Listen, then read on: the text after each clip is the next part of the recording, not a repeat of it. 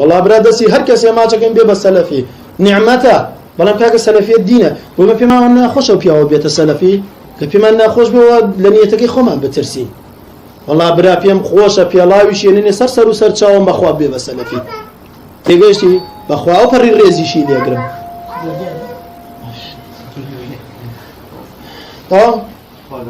خوابتم فارزي بارك الله فيكم بخوة يتر عليكم باتباع الحق واصلة أشخاص بينا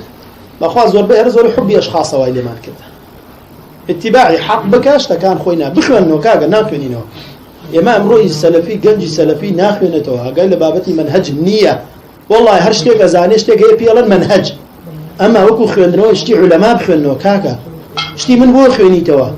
كتابي علماء بخوينو بزانة شيئة شونا مسألة تبديع مسألة تكفير مسألة تفسيق مسألة كسر بيب والسلفي كسر السلفي الدرش بخوينو شرط وشروط ومرجو إنكاني بزانة شيئة شونا هو شيء وازيه مسألة دين كاكا